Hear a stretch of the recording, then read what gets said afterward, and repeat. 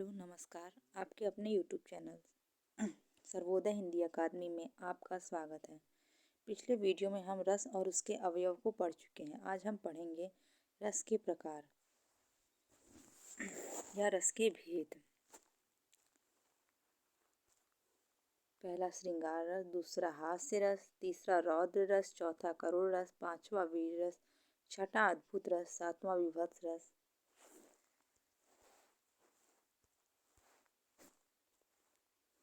भयानक रस, शांत रस, वात्सल्य रस, भक्ति रस।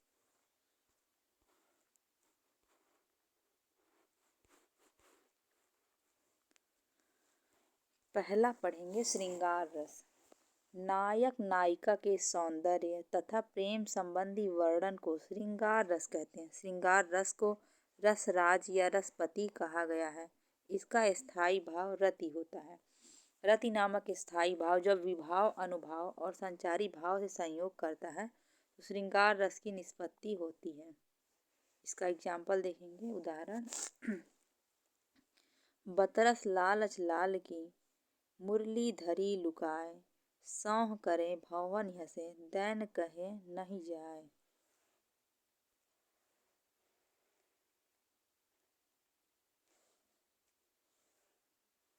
हास्य रस। हास्य रस का स्थायी भाव हास है।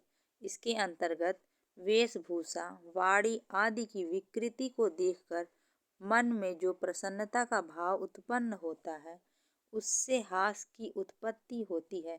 इसे ही हास्य रस कहते हैं। उदाहरण, बुरे समय को देखकर गंजे तू क्यों रोए, किसी भी हालत में तेरा बाल न बाका होए। यहाँ पर किसी गंजे को उदाहरण में दिया गया है। वो कहा जा रहा है कि बुरे समय को देखकर गंजे तू क्यों रोता है, कितना भी बुरा हाल हो जाए तेरा एक भी बाल बाका नहीं हो। क्यों नहीं हो? क्योंकि उसके पास बाल नहीं है। तो ये हास्य का पात्र बना।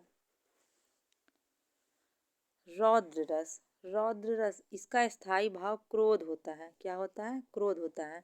जब किसी एक पक्ष या व्यक्ति द्वारा दूसरे पक्ष या दूसरे व्यक्ति का अपमान करने अथवा अपने गुरुजन आदि की निंदा से जो क्रोध उत्पन्न होता है उसे रौद्र रस कहते हैं।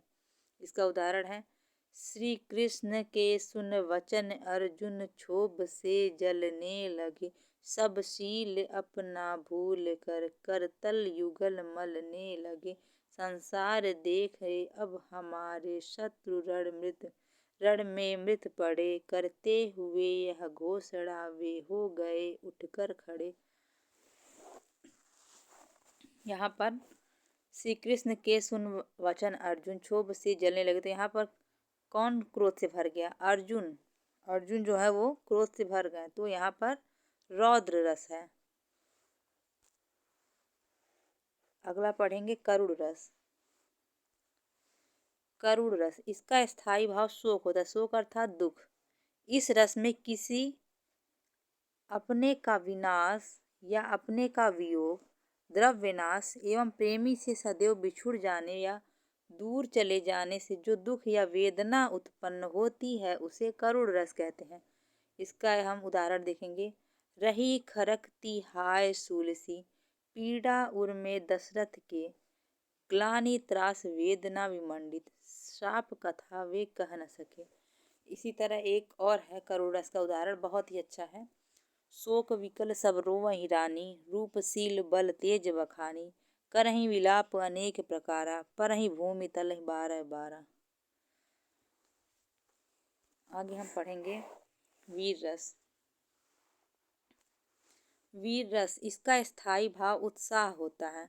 जब किसी रचना या वाक्य आदि से वीरता जैसे स्थायी भाव की उत्पत्ति होती है तो उसे वीर रस कहा जाता है। इस रस के अंतर्गत जब युद्ध अथवा कठिन कार्य को करने के लिए मन में जो उत्साह की भावना विकसित होती है उसे ही वीर रस कहते हैं। इसका सबसे अच्छा उदाहरण है और आप लोग प्रायः सुने ही होंगे, बुंदेले हर बोलो के मुख हमने सुनी कहानी थी, खूब लड़ी मर्दानी वो तो झांसी वाली रानी थी। बहुत ही अच्छा उदाहरण है, आपको याद होगा। अद्भुत रस।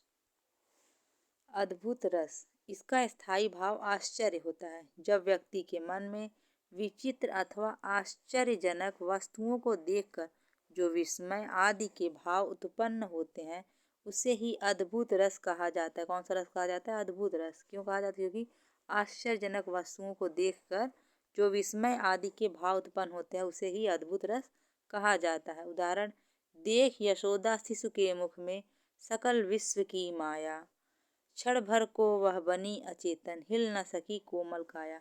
ये उस समय का वर्णन है जब माता यशोदा श्री कृष्ण के मुख में पूरा ब्रह्मांड देख लेती हैं। तो क्या है? अद्भुत रस है, अलौकिक। तो अद्भुत रस होगा। विभत्स रस। विभत्स रस, इसका स्थायी भाव जुगुप्सा होता है। क्या होता है? जुगुप्सा या घृणा होता है। घृणित वस्तुओं, घृणित चीजों या घृणित व्यक्ति को देखकर या उनके संबंध में विचार करके या उसके संबंध में सुनकर मन में उत्पन्न होने वाली घृणा या ग्लानि ही विभत्स रस कहलाती है।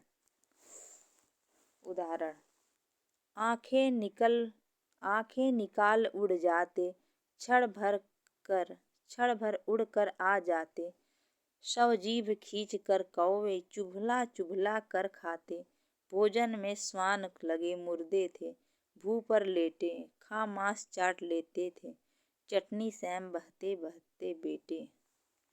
तो देखेंगे आप कि किसी शमशान वगैरह का वर्णन हुआ है जहाँ पर आंखें निकाल कर उड़ जाते हैं, कौवे शवों को जीभ से खींचकर चुभला चुभला कर खा रहे हैं। तो बहुत ही अजीब सा है, जिसे देखकर आप बिल्कुल घृणा आपके मन में उत्पन्न हो जाएगा, जुगुप्सा उत्पन्न हो जाएगा। तो इसे विभत्स रस कहते हैं। भयानक रस, इसका स्थायी भाव भय होता है। भय अर्थात डर, जिसे देखकर आपको डर लगे, वो भयानक रस के अंतर्गत आता है। जब किसी भयानक या बुरे व्यक्ति या वस्तु को देखने या उससे संबंधित वर्णन करने या किसी दुखद घटना का स्मरण करने में मन में जो व्याकुलता अर्थात परेशानी उत्पन्न होती है, उसे भय कहते हैं। उस भय के उत्पन्न होने से जिस रस की उत्पत्ति होती है, उसे भयानक रस कहते हैं। उदाहरण, अखिल यौवन के रंग उभार, हड्डियों के हिलाते कंकाल, कचों के चिकने काले व्याल, केंचुली कांस सिबार।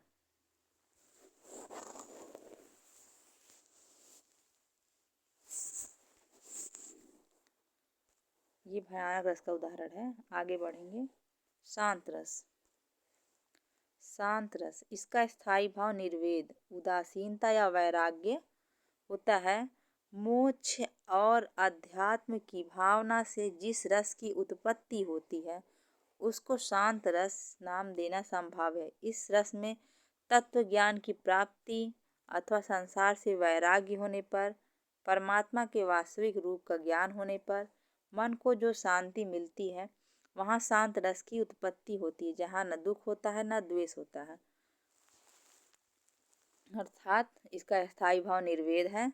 इसमें परमात्मा की प्राप्ति और संसार से वैराग्य होने पर, परमात्मा के वास्तविक रूप का ज्ञान होने पर मन को जो शांति मिलती है, वहाँ शांत रस की उत्पत्ति होती है, जहाँ न दुख होता है न द्वेष होता है। आप देखेंगे कबीर के दोहों में शांत रस पाए जाते, क्योंकि वो परमात्मा के संबंध में लगे हैं, परमात्मा के संपर्क में है, तो वहाँ पर क्या है? शांत रस है। उदाहरण, जब मैं था तब हरि नाही, अब हरि है मैं नाही, सब अंधियारा मिट गया जब दीपक देखा माही। यहाँ पर कबीर ने परमात्मा की प्राप्ति का मार्ग बताया कि जब मैं था तब हरि नहीं थे, अब हरि हैं और मैं नहीं हूँ, अर्थात मेरे अंदर अब अहंकार नहीं है, सब मेरा अंधियारा मिट गया है। जब दीपक देखा माही, अर्थात जब परमात्मा की प्राप्ति हुई तो सब अंधकार मिट गया। वात्सल्य रस। वात्सल्य रस, इसका स्थायी भाव वात्सल्यता या अनुराग होता है। माता का पुत्र के प्रति प्रेम, बड़ों का बच्चों के प्रति प्रेम, गुरुओं का शिष्य के प्रति प्रेम, बड़े भाई का छोटे भाई के प्रति प्रेम आदि का भाव स्नेह कहलाता है। यही स्नेह का भाव परिपुष्ट होकर वात्सल्य रस कहलाता है। उदाहरण, बाल दशा सुख निरखी जसोदा, पुनि पुनि नंद बुलावती, अचरा तरलय ढाकी सूर, प्रभु को दूध पियावती। यहाँ पर यशोदा माता श्री कृष्ण जी को खिला रही हैं उनको, और बार बार नंद बाबा को बुला रही हैं, तो यहाँ पर वात्सल्य रस है।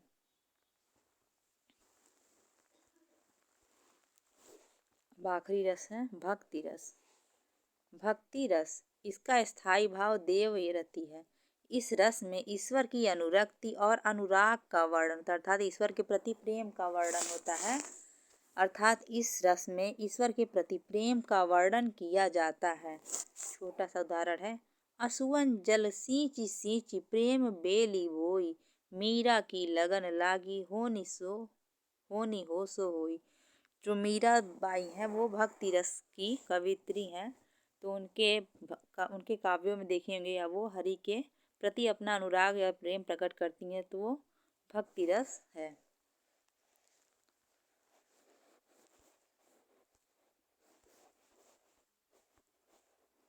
आज की वीडियो समाप्त हुई। अगर वीडियो अच्छी लगे तो प्लीज़ लाइक करें, चैनल को सब्सक्राइब करें। धन्यवाद।